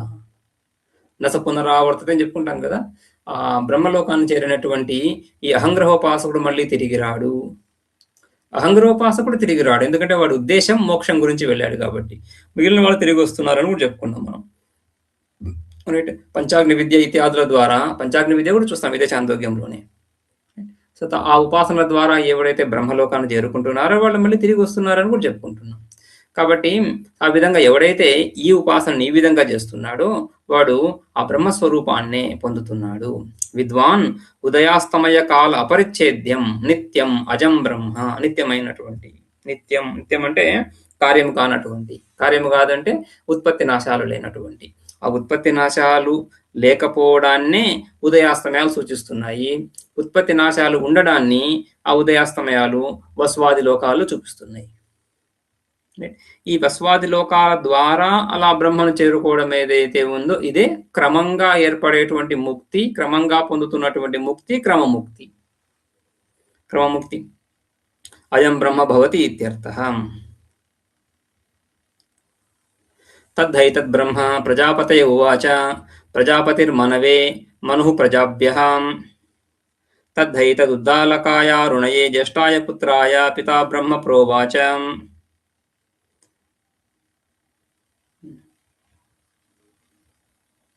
నాలుగో మంత్రం ఐదో మంత్రం రెండు చూసాం మనం. సరే, ఈ తర్వాత ముందు నాలుగో మంత్రం చూసాం కదా. ఓకే, ఇక్కడి నుంచి ఇక్కడికి ఉపాసన సమాప్తమైంది. ఉపాసన ద్వారా ఆయా లోకాలు, ఆ లోకాల ద్వారా క్రమేణా బ్రహ్మస్వరూప ప్రాప్తి కూడా. అందుకని చివరిలో మనం ఇక్కడ విద్వాన్ ఉదయాస్తమయ కాల అపరిచ్ఛేద్యం నిత్యం అజం బ్రహ్మ భవతి అంటున్నప్పుడు క్రమముక్తి. ఈ క్రమముక్తిని తీసుకున్నప్పుడు ఇప్పుడు స్పష్టమవుతుంది. ఆ ఉపాసకుడు హిరణ్యగర్భ బ్రహ్మలోకాన్ని పొందాడు. ఆ బ్రహ్మలోకంలో బ్రహ్మణా సహా బ్రహ్మతో పాటుగా ఆ హిరణ్య గర్భుడితో పాటుగా సకల భోగాలను పొంది, ఆ హిరణ్య గర్భుడితో పాటుగా హిరణ్య గర్భుడి యొక్క ఆయుష్ సమాప్తమవుతున్నటువంటి సందర్భంలో ఆ హిరణ్య గర్భుడితో పాటుగా ఈ ఉపాసకులందరూ కూడా ఆ బ్రహ్మస్వరూపాన్ని పొందుతున్నారు, ఆత్మస్వరూపాన్ని పొందుతున్నారు, ముఖ్య ముక్తిని పొందుతున్నారు. విదేహ కైవల్యం అని చెప్పుకుంటాం. ఇక్కడ విదేహ కైవల్యాన్ని పొందుతున్నారు. మోక్షంలో మనం ముక్తిలో రెండు రకాలుగా ముక్తి చెప్పుకుంటాం. సద్యోముక్తి అంటే జీవన్ముక్తి, విదేహముక్తి. సద్యోముక్తి అంటే సద్య, వెంటనే ఇక్కడే అదే రోజు అదే నిమిషం అదే క్షణంలో కలిగేటువంటి ముక్తి సద్యోముక్తి. రైట్, కాల వ్యవధి లేనటువంటిది అని అర్థం. సద్య అని చెప్తున్నాడు. ఇప్పుడే, అదునా, ఇప్పుడే. కాల వ్యవధి లేకుండా కలిగేటువంటి ముక్తి సద్యోముక్తి. జీవన్ముక్తి అదే దాన్ని జీవన్ముక్తి, అదే సద్యోముక్తిని జీవన్ముక్తి అని చెప్పుకుంటాం. జీవన్నేవ ముక్త. ఇక విదేహముక్తి, ఈ దేహాన్ని విడవడము అనేటువంటి ముక్తి. అయితే దేహాన్ని విడవడము అజ్ఞాని కూడా విడుస్తాడు, వాడిని విదేహముక్తుడు అని చెప్పుకోము. ఏ జీవన్ముక్తుడైతే ఉన్నాడో ఆ జీవన్ముక్తుడు శరీరాన్ని విడుస్తున్నప్పుడు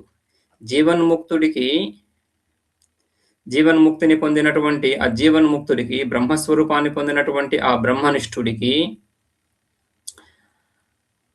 సంసార అనుభవం ఉందా లేదా? రైట్. సో ఈ ద్వైతం యొక్క అనుభూతి, ద్వైతములో సత్యత్వ బుద్ధి ఉండదు. సత్యత్వ బుద్ధి లేకుండా మిథ్యాబుద్ధితో మనం ఏ విధంగా స్వప్నాన్ని చూస్తున్నామో వాడు జాగ్రత్త అవస్థను ఆ విధంగా స్వప్నవత్ చూస్తున్నాడా లేదా? జాగ్రత్త అవస్థని స్వప్నవత్ ఆ విధంగా మిథ్యాబుద్ధితో చూడటం లేదు అంటే ఈ ఉపదేశము, ఈ శాస్త్రము, అధ్యయనము, శాస్త్ర ఉపదేశము, శాస్త్ర పరంపర ఇవేవి నడవవు. రైట్. సో ఆ విధంగా జ్ఞానము చేత, విచారం చేత జ్ఞానాన్ని, బ్రహ్మజ్ఞానము, ఆ బ్రహ్మజ్ఞానం చేత బ్రహ్మస్వరూపాన్ని పొందినటువంటి వాడై కూడా ప్రారబ్ధానికి లోనై, ప్రారబ్ధానికి కట్టుబడి, ప్రారబ్ధం ద్వారా కలిగేటువంటి సకల భోగాలను, సుఖ దుఃఖాల ద్వారా వెళ్తున్నప్పటికీ కూడా ఆ సుఖ దుఃఖాల్లో వాడికి అహం మమ అనే బుద్ధిని విడిచి వాటిలో వెళ్తున్నాడు. ఇవంతా కూడా మిథ్యా అనే భావనతోనే వెళ్తున్నాడు, కానీ వాటిలో వెళ్తున్నాడు. అద్వైతం కనిపిస్తా ఉంది. ఎప్పుడైతే శరీరం రాలిపోతుందో, ప్రారబ్ధం ఉన్నంత వరకు శరీరం ఉంది. సో ప్రారబ్ధ సమాప్తితో శరీరం ఎప్పుడైతే పడిపోతా ఉందో అప్పుడు అదే జీవన్ముక్తుడికి విదేహముక్తి అని. శరీరం పోతూ కేవల శుద్ధ చైతన్య స్వరూపంగా, ఎటువంటి ద్వైతము లేనటువంటి, ఎటువంటి అధ్యాస, ఎటువంటి మిథ్య, ఎటువంటి భ్రాంతి లేనటువంటి ఆ చైతన్య స్వరూపంగా అవుతున్నాడు అని. ఆ విధంగా జీవన్ముక్తి, విదేహముక్తి చెప్పుకుంటాం ఇక్కడ ఈ లోకంలో. అదేవిధంగా ఈ బ్రహ్మలోకంలో ఎవడైతే ఉపాసకుడు చేరి ఉన్నాడో ఆ ఉపాసకుడు ఆ హిరణ్య గర్భలోకంలో ఉంటూ ఆ హిరణ్య గర్భుడి ద్వారా ఉపదేశాన్ని కూడా పొంది, జ్ఞానాన్ని పొంది, జీవన్ముక్తుడై మళ్ళీ ఆ ఉపాసన ఫలం ఉంది. శ్రేష్టమైనటువంటి హిరణ్య గర్భోపాసన, ఈ విధంగా మధు విద్య ఉపాసన చేశాడు. సో ఈ మధు విద్యా ఉపాసన ఫలాన్ని పొందాలి. ఆ ఫలాన్ని పొందుతూ కొంతకాలం, దీర్ఘకాలం ఆ బ్రహ్మలోకంలో ఉంటూ తర్వాత ఆ బ్రహ్మస్వరూపాన్ని పొందుతున్నాడు అని క్రమముక్తి. అక్కడ కూడా ఆ విధంగా జీవన్ముక్తి, మళ్ళీ భోగకాలము, తర్వాత విదేహముక్తి. ఈ విధంగా అర్థం చేసుకున్నప్పుడు అంటే బ్రహ్మలోకంలో ఉపాసకుడు వెళ్ళి జీవన్ముక్తుడై విదేహముక్తిని పొందుతున్నప్పుడు ఆ జీవన్ముక్తుడిని ఎవడో ఒక శిష్యుడు ప్రశ్నిస్తున్నాడు, నువ్వు వెళ్ళినటువంటి ఆ లోకంలో అక్కడ ఉదయాస్తమయాలు ఉన్నాయా అని. లేవు అని చెప్తున్నాడు. ఇప్పుడు అన్వయం చక్కగా కుదురుతుంది, రైట్? సో బ్రహ్మజ్ఞాని ఉపాసకుడు బ్రహ్మలోకం చేరి అక్కడ బ్రహ్మజ్ఞాని అయి ఉన్నాడు, జీవన్ముక్తుడై ఉన్నాడు కాబట్టి వాడికి అభివ్యక్తి, ఏదైనా ఎవరైనా ప్రశ్న అడిగినప్పుడు అభివ్యక్తి చేయడానికి ఈ ఇంద్రియ సముదాయం ఉంది, కరణ సముదాయం ఉంది. సో కరణాల ద్వారా వాడు అభివ్యక్తిని కూడా చేయగలడు. ఆ విధంగా మంత్రద్రష్ట అయి ఆ మంత్రోపదేశాన్ని కూడా చేస్తున్నాడని కూడా చెప్పుకోవచ్చు.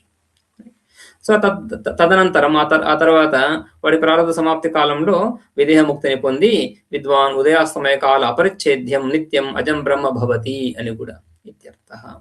రైట్, అది 3వ మంత్రం చూసాము. 4వ మంత్రంలో ఇక ఈ విద్యాస్తుతి, ఈ విద్య యొక్క స్థుతి గురించి, ఈ విద్య ఎవరికి ఉపదేశించారు, ఏ మహాత్ములు ఈ విద్యను అనుష్ఠానం చేశారు అని ఈ విధంగా ప్రధానంగా ఈ భాగము మనం బృహదారణ్యోపనిషత్తులో చూస్తాం. బృహదారణ్యోపనిషత్తులో 3 ఖండాలుగా చెప్పుకుంటాం. 6 అధ్యాయాలు, 6 అధ్యాయాలను 3 ఖండాలుగా చెప్పుకుంటాం. రైట్, మధుకాండ, మునికాండ, ఖిలకాండ అని.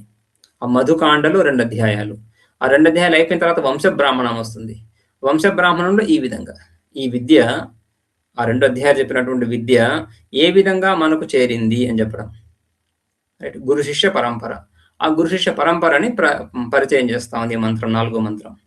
తద్ధ ఏతద్ బ్రహ్మ తత్ తత్, రైట్, తత్ ఏతత్ అంటే తద్ ఏతత్ ఈ విద్యని, ఈ మధు విద్య, ఈ మధు విద్య ఏదైతే ఉందో ఈ మధు విద్యని బ్రహ్మ ప్రజాపతయ అంటే ఏ చెప్పుకోవాలి, దాన్ని సూత్రం ద్వారా యా అయిపోతా ఉంది. సో బ్రహ్మ ప్రథమ విభక్తిలో వస్తూ ఉంది, ప్రజాపతయే చతుర్థిలో వస్తూ ఉంది, సంప్రదాన కారకం. రైట్, సో బ్రహ్మ ప్రజాపతికి ఉపదేశించాడు. బ్రహ్మ ప్రజాపతయే ఉవాచ, బ్రహ్మ ప్రజాపతి కొరకై ఈ మధు విద్యను ఉపదేశించాడు. ఎవరు? బ్రహ్మ హిరణ్య గర్భుడు. సకల విద్యలకి మూలము హిరణ్య గర్భుడే. మన భారతీయ సంప్రదాయంలో ఏ విద్యనైనా తీసుకోండి మీరు, ఎటువంటి కళ, లలిత కళల్లో ఎటువంటి కళలైనా 64 కళలో ఏ కళనైనా తీసుకోండి, ఆ కళ పరమాత్మ నుంచే ఆవిర్భవించింది. సకల విద్యలకి ఆలవాలమ పరమాత్మ. రైట్, సకల విద్యలకి ఆలవాలమైనటువంటి ఆ పరమాత్మ స్వరూపాన్ని హయగ్రీవుడిగాను, సరస్వతీదేవిగాను, ఇంకొక రూపంగాను మనం ఉపాసించవచ్చు. ఎందుకంటే సంపూర్ణ జగత్తు ఆ పరమాత్మ నుంచే ఆవిర్భవించిందని చెప్పుకుంటున్నాము. ఆ పరమాత్మ నుంచే వేదం ఆవిర్భవించిందని చెప్పుకుంటున్నాము. వేద పురుషుడు పరమాత్మయే. పరమాత్మ నుండి ఈ వేదము పురుష నిశ్వాసము వలె. పురుషుడు ఏ విధంగా అయితే ఉచ్ఛ్వాసం, మనం ఊపిరి తీసుకుంటున్నప్పుడు ప్రయత్నం కొంచెం ఉంది, నిశ్వాసంలో ప్రయత్నం ఏముంది, నువ్వు ఏం చేయకున్నా ఆ గాలి బయటికి వెళ్ళిపోతా ఉంది కదా. సో ఆ విధంగా అంతే సునాయాసంగా పరమాత్మ నుంచి ఈ వేదం ఆవిర్భవించింది. అన్ని విద్యలు వేదం నుంచి ఆవిర్భవిస్తాయి. వేదం అంటేనే విధ ధాతువు, జ్ఞానార్థక ధాతువు కదా. సో సకల జ్ఞానాలకి మూలము పరమాత్మ, అన్ని విద్యలకి మూలం పరమాత్మ. వైద్య విద్యను తీసుకుంటే ధన్వంతరి అని చెప్పుకుంటాం, ధన్వంతరి నుంచి మనకు లభించిందని. రైట్, ఆ విధంగా ఆ బ్రహ్మయే ఏది ఉపదేశం చేసినా కూడా బ్రహ్మనే ఉపదేశం చేయాలి.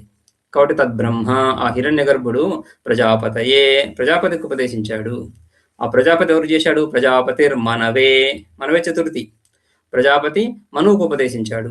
మనువు ప్రజలకు ఉపదేశించాడు. ఆ ప్రజలలో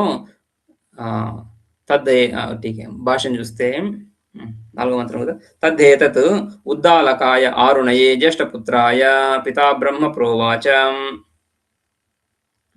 సో అటువంటి ఆ విద్యని ఉద్దాలకాయ ఆరుణయే జ్యేష్ఠపుత్రాయ, ఉద్దాలకుడు ఆరుని, తదేతత్ ఉద్దాలకాయ జ్యేష్ఠపుత్రాయ ఆరుణయే.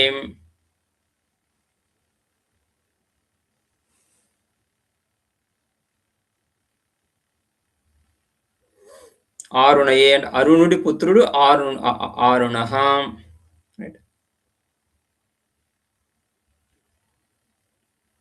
ఆరుణయే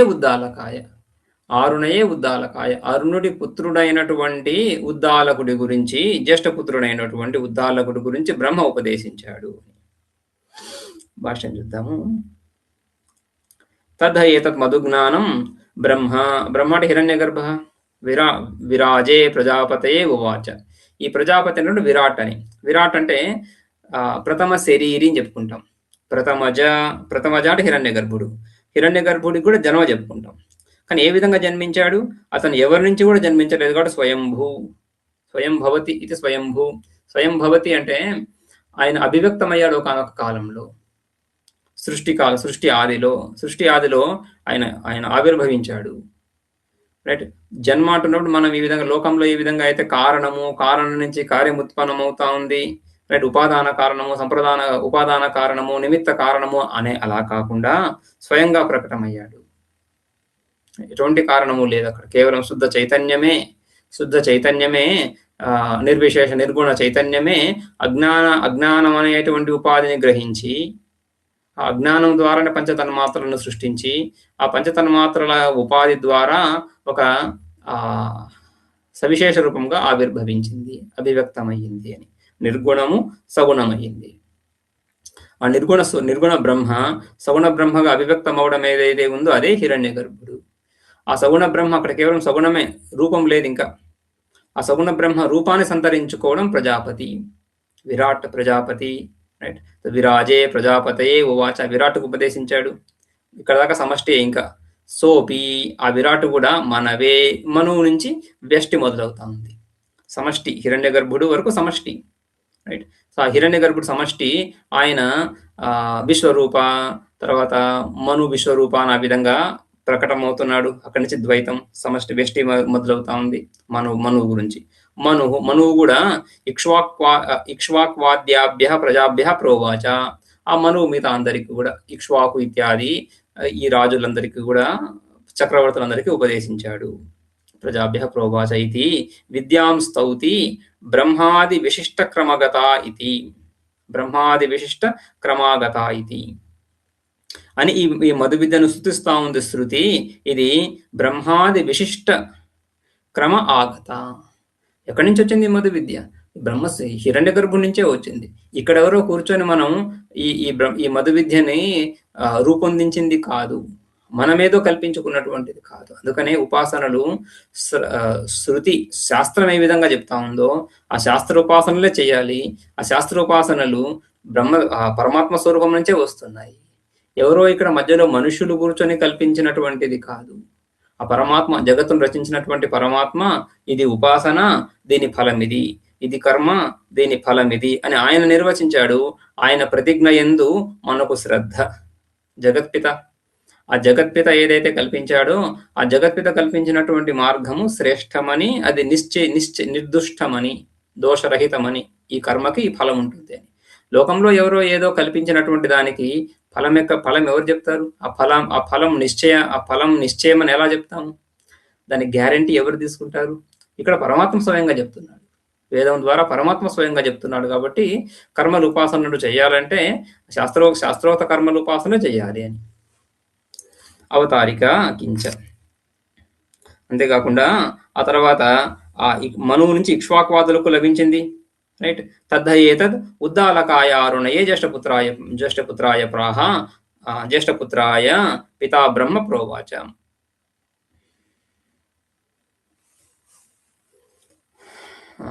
పుత్రాయ పితా బ్రహ్మ ప్రోవాచ. పితా బ్రహ్మ, తండ్రి అయినటువంటి బ్రహ్మ అంటే ఆయన తండ్రి ఉపదేశించాడు అని. తద్ధ ఏతత్ మధుజ్ఞానం ఉద్దాలకాయ ఆరుణయే. ఉద్దాలకుడు అంటే అరుణుడు యొక్క పుత్రుడైనటువంటి ఉద్దాలకుడికి పితా బ్రహ్మ విజ్ఞానం ప్రోవాచ. పితా బ్రహ్మ ప్రోవాచ. పితా సంబంధం బ్రహ్మతో కాకుండా పితా బ్రహ్మ ప్రోవాచ. బ్రహ్మ కర్మకారకంగా. పితా ఉవాచ. తండ్రి, ఈ ఉద్దాలకుడికి తండ్రి ఎవరు? అరుణుడు. తండ్రి అయినటువంటి అరుణుడు ఉద్దాలకుడికి ఉపదేశించాడు. ఏం ఉపదేశించాడు? బ్రహ్మను ఉపదేశించాడు. బ్రహ్మను ఉపదేశించాడంటే బ్రహ్మ విద్యను ఉపదేశించాడు. బ్రహ్మ విద్య ఏంటి? మధు విద్య అంటే క్రమముక్తి, సగుణ బ్రహ్మ విద్య అని అర్థం. సగుణ బ్రహ్మ విద్యను ఉపదేశించాడు. బ్రహ్మ విజ్ఞానం జ్యేష్ఠాయ పుత్రాయ ప్రోవాచ. జ్యేష్ఠపుత్రుడైనటువంటి ఉద్దాలకుడికి ఉపదేశించాడు అని. ఈ విధంగా శృతి చెప్పడంలో తాత్పర్యం ఏంటి అని శృతి స్వయంగా మళ్ళీ 5వ మంత్రంలో చెప్తా ఉంది. ఇదం వావ జ్యేష్ఠాయ పుత్రాయ పితా బ్రహ్మ ప్రబ్రూయాత్ ప్రణా ప్రణాయ్యాయ వాంతే వాసినే.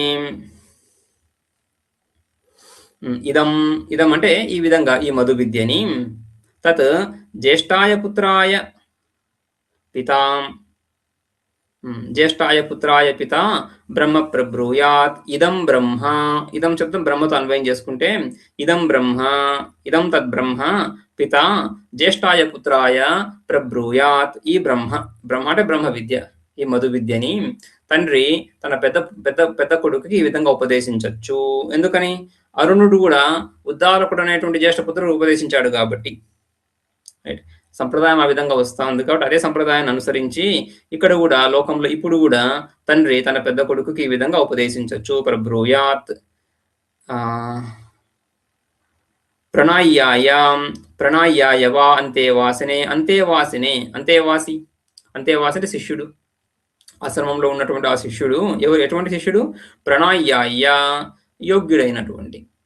యోగ్యుడైనటువంటి శిష్యునికి పుత్రునికి సామెత చెప్పుకుంటారు. శిష్యుడు కూడా పుత్రుని వంటి వాడే అని. అందుకని ఈ వంశ బ్రాహ్మణాలు అని చెప్పుకున్నాం కదా, ఈ వంశ బ్రాహ్మణాల్లో 2 రకాల వంశాలు చెప్తారు.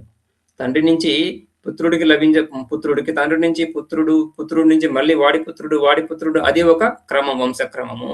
గురువు నుంచి శిష్యుడు, ఆ శిష్యుడి నుంచి వాడి శిష్యుడు, వాడి శిష్యుడి నుంచి వాడి శిష్యుడికి అని ఒక క్రమం. ఆ విధంగా 2 క్రమాలు కూడా.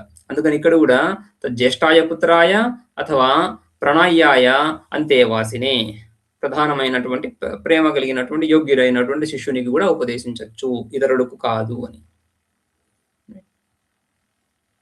ఇదం వావత తీయతో, ఇదం వావత ఎందుకని? శ్రేష్టమైనటువంటిది, గౌరవమైనటువంటిది, పూజ్యమైనటువంటిది. దీని యందు ఎవరికైతే ఆదరం ఉందో, శ్రద్ధ ఉందో వాళ్ళకు ఉపదేశించాలి కానీ శ్రద్ధ లేనటువంటి వాళ్ళకు ఉపదేశించడంలో అర్థమేముంది, ప్రయోజనమేముంది? అగౌరవమే కలుగుతుంది విద్యకు, కానీ గౌరవం కలగదు. అందుకని శ్రద్ధాలుకే ఉపదేశించాలి, శ్రద్ధాలువైనటువంటి శిష్యుడికి లేదా పుత్రుడికి. పుత్రుడికి తండ్రి మీద శ్రద్ధ ఉంటుంది, రైట్. అది కాకుండా పెద్ద పుత్రుడు, జ్యేష్ఠ పుత్రుడు, తండ్రి మీద శ్రద్ధ ఉంటుంది, తండ్రి చెప్పుతున్నటువంటి విద్య మీద శ్రద్ధ ఉంటుంది, తండ్రి ఉపాసిస్తున్నటువంటి ఉపాసన మీద శ్రద్ధ ఉంటుంది. కాబట్టి వాడు యోగ్యుడు సహజంగా.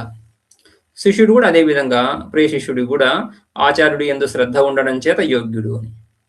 ఇదం బాబత యథోక్తం అన్యోపి ఇతరులు కూడా ఈ విధం ఇదం అంటే ఈ విద్య, ఈ బ్రహ్మ విద్య ఏదైతే ఉందో, ఏ విధంగా అయితే బ్రహ్మ ప్రజాపతి మనువు ఇతరులకు, అదేవిధంగా అరుణుడు తన పుత్రుడికి ఉపదేశించాడో అదే విధంగా ఇతరులు కూడా, అక్రమంగా పొందినటువంటి ఇతరులు కూడా జ్యేష్ఠాయ పుత్రాయ సర్వప్రియార్హాయ బ్రహ్మ ప్రబ్రూయాత్. ప్రియార్హాయ అందరికీ కూడా జ్యేష్ఠపుత్రుడు ప్రియుడే కాబట్టి వాడికి ఉపదేశించవచ్చు. ప్రణాయ్యాయ వా అంటే యోగ్యాయ, అంతేవాసనే శిష్యాయ, యోగ్యుడైనటువంటి శిష్యుడికి కూడా ఉపదేశించవచ్చు. నాన్యస్మై కస్మైచన యద్యప్యస్మా ఇమామద్భిః పరిగృహీతాం ధనస్య పూర్ణాం దద్యాదేతదేవ తతో భూయ ఇతి ఏతదేవ తతో భూయ ఇతి. నాన్యస్మై కస్మైచన, ఇతరులు ఎవరికి కూడా ఇది ఉపదేశించడానికి యోగ్యమైనటువంటిది. ఇతరులు ఎవరు కూడా ఈ ఉపదేశాన్ని పొందడానికి యోగ్యులు కారు, ఈ ఉపదేశం వాళ్లకు ఇవ్వతగదు. యద్యపి అస్మై ఆచార్యాయ, ఈ ఆచార్యుని కొరకి ఇమాం అద్భిః పరిగృహీతాం ధనస్య పూర్ణాం దద్యాత్. ఇమాం పృథివీం, ఈ పృథివీనంతటిని కూడా ధనస్య ఇమాం అద్భిః పరిగృహీతాం ధనస్య పూర్ణాం, రైట్. ఇమాం అద్భిః పరిగృహీతాం అంటే ఈ దేశం, ఈ పృథివీ మండలం ఎక్కడ దాకా కనిపిస్తా ఉందో, కనుమేరు వరకు కనిపిస్తా ఉందో, రైట్. అద్భిః పరిగృహీతాం, సముద్ర పర్యంతం, చతుస్సాగర పర్యంతం అని చెప్పుకుంటాం కదా సంకల్పాలలో. చతుస్సాగర పర్యంతం అంటే 4 వైపులా మనం చూస్తూ వెళ్తే, ఈ భూమిని చూస్తూ వెళ్తే ఎక్కడో సముద్రం రావాలి కదా. సముద్రం అపారంగా ఉంటుంది, సుదీర్ఘంగా ఉంటుంది. సముద్రంలో మనం చేయగలిగింది ఏమీ లేదు, అక్కడ ప్రయోజనం ఏముంది? సముద్రంతో మనం వ్యవహారం చేసేది ఏముంది? దాన్ని దాటడం వేరే కథ, కానీ ఆ వ్యవహారం అంతా భూమి మీద. కాబట్టి ఆ చతుస్సాగరాలు 4 వైపులా, తూర్పు, పడమర, ఉత్తర, దక్షిణ దిశల్లో ఏ సముద్రాలు అయితే ఉన్నాయో అంతవరకు ఉన్నటువంటి భూఖండం అంటే సంపూర్ణ పృథివీ అని అర్థం. సంపూర్ణ పృథివీ. ఈ సంపూర్ణ పృథివిని ధనస్య పూర్ణం సకల సంపత్తితో కూడా దధ్యాత్ ఇచ్చినా కూడా ఏతదేవ తతో భూయ ఏతత్ ఈ విద్య ఏదైతే ఉందో ఆ ధనం కంటే కూడా గొప్పది. ఇది ఏతదేవ తతో భూయ ఇది నిశ్చయంగా ఆ ధనం కంటే కూడా గొప్పదైనటువంటిది. లోకంలో క్రయ విక్రయాలు ఎలా జరుగుతాయి? ఎంతో కొంత ధనం తీసుకొని దానికి సరి సమానమైనటువంటి ఇంకొక వస్తువుని ఇవ్వడమో తీసుకోవడమో చేస్తూ ఉంటాం. అది కదా క్రయ విక్రయాలు. ఈ విధంగా ధనం తీసుకొని విద్యనిస్తున్నప్పుడు ఏదా ధనం, ఆ ధనం తీసుకున్నటువంటి ఆ ధనము ఇస్తున్నటువంటి ఈ విద్య, ఈ రెండింటిలో సమానత ఉందా? సమానత ఉన్నప్పుడు ఓకే, ఆ ధనం తీసుకున్నాను, ఇది ఇచ్చాను, యోగ్యమైనటువంటి వ్యాపారం చేశామని మనం భావించవచ్చు. అటువంటి యోగ్యత ఇక్కడ లేదు. ఇంతకంటే ధనం ఎక్కువ ఏది ఎక్కడ ఉండదు, రైట్? సో అద్భిః పరిగృహీతాం ధనస్య పూర్ణాం ఇమాం పృథివీం దద్యాదపి, రైట్? సకల సంపదలతో విలసిల్లినటువంటి ఈ పృథివీ, ఇంతకంటే ధనం ఎక్కడి నుంచి వస్తుంది? సో దానికంటే కూడా ఈ విద్య అధికం. ఎందుకని? ఈ విద్య ఈ ఇహలోకము పరలోకము ఈ రెండింటికి పరమైనటువంటి ఇహలోకము పరలోకము వీటిని దాటినటువంటి ఆ ఆత్మస్వరూపము అన్నింటినీ ఇస్తా ఉంది ఇది. ఈ మధు విద్య వస్వాది రూపంలో కర్మఫలాన్ని ఇస్తా ఉంది. పరలోకం, ఇహలోకం ఎలాగూ ఉంది, ఇహలోకం ఆల్రెడీ వచ్చేసింది. పరలోకంలో ఆ విధంగా వస్వాది లోకాలు కలుగుతున్నాయి ఇదే మధు విద్య ద్వారా.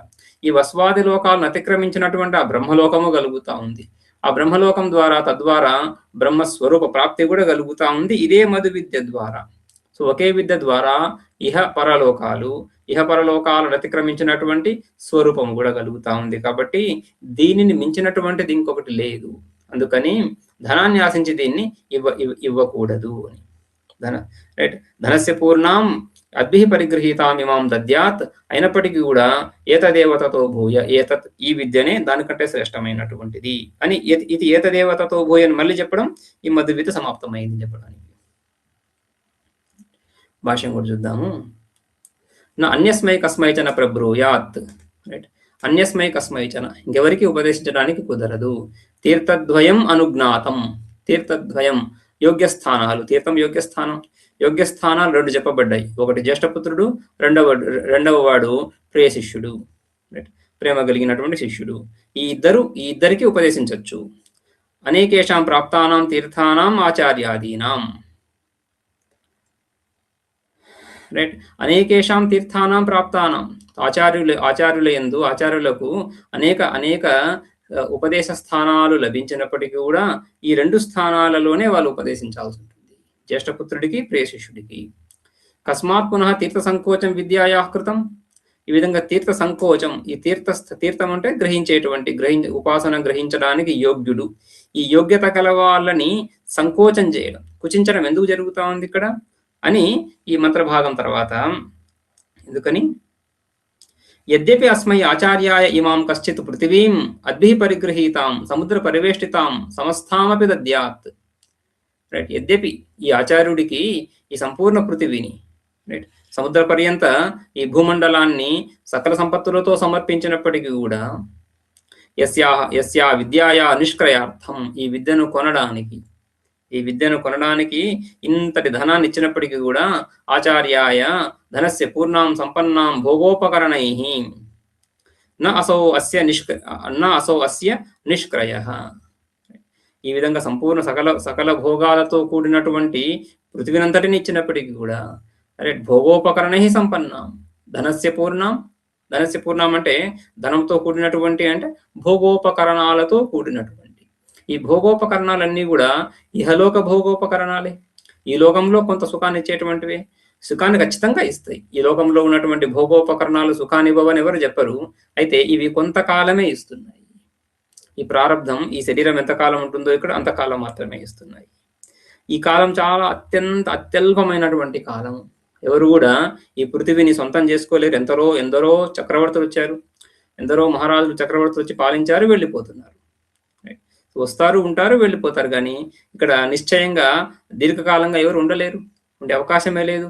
కానీ ఈ వసువాది కాలాలు ఇంతకంటే కూడా విస్తృతమైనటువంటి కాలాన్ని కలిగినటువంటి లోకాలు, అంతకంటే కూడా విస్తృతమైనటువంటి కాలాన్ని కలిగినటువంటి లోకాలు, రుద్రాది లోకాలు, సిద్ధుల లోకాలు, అంతకంటే కూడా ఉదయాస్తమయాలే లేనటువంటి స్వరూపము. ఈ భోగాలన్నీ ఆ స్వరూపం యొక్క ఒక అంశ మాత్రమే. అటువంటి ఆ విద్య ఈ భోగాలతో తులతూగదు. ఈ భోగాలు ఆ విద్యను కొనజాలవు. నా అసౌ అస్య నిష్క్రయ, వాటి ద్వారా దీన్ని అమ్మడం కుదరదు. యస్మాత్ తతోపి దానాత్ ఏతదేవ యత్ మధు విద్యాదానం భూయో బహుతర ఫలమిత్యర్థః. ఎందుకంటే ఆ దానం కంటే కూడా, ఆ పృథివీ సంపూర్ణ పృథివీనిచ్చేటువంటి ఆ వైభవం కంటే, ఆ పృథివీలో ఉండే వైభవం కంటే కూడా ఈ మధు విద్యాదానం, ఈ మధు విద్యను ఏదైతే ఇస్తున్నాడో ఇది శ్రేష్టమవుతా ఉంది. ఇది బహుతర ఫలం, అత్యధికమైనటువంటి ఫలాన్ని కలిగిస్తా ఉంది ఆ ఫలంతో. యద్యపి ఈ సంపూర్ణ భూమండలం రైట్ ఏదో కొంత 3 అడుగుల భూమి, ఒక 10 గజాల భూమి విలువగా కనిపించేటువంటి సందర్భం చూస్తున్నప్పుడు, ఇక్కడ సంపూర్ణ బ్రహ్మాండమే కలగజేస్తా ఉంది నీకు ఈ మధు విద్య. అందుకని ఇక్కడ ఫలం అధికంగా ఉంది. ఈ మధు విద్య యొక్క ఫలం అధికంగా ఉంది ఈ పృథివీ అపేక్ష, పృథివీలో ఉండే సకల భోగాల కంటే కూడా. తైత్తిరీయంలో కూడా మనం ఆనంద మీమాంస చూస్తాము. సో మనుష్య లోకంలో ఉత్కృష్టమైనటువంటి ఫలం, సుఖాన్ని పొందుతున్నటువంటి వాడి కంటే కూడా 100 రెట్లు ఎక్కువగా మనుష్య గంధర్వులు, వాళ్ళకంటే 100 రెట్లు ఎక్కువగా దేవ గంధర్వులు అని, ఆ విధంగా క్రమంగా బ్రహ్మ సుఖాన్ని, బ్రహ్మస్వరూప సుఖాన్ని పరిచయం చేయడానికి ఒక చిన్న ప్రయత్నం అక్కడ. ఇది ద్విరభ్యాస ఆదరార్థ. ఈ ద్విరభ్యాసం ఇక్కడికి మధు విద్య సమాప్తం అవుతుంది. అదేవిధంగా మధు విద్య యందు శ్రద్ధను తెలపడానికి తర్వాత గాయత్రి ఉపాసన ఆరంభం అవుతా ఉంది. అది తర్వాత క్లాస్లో చూద్దాం. ఓం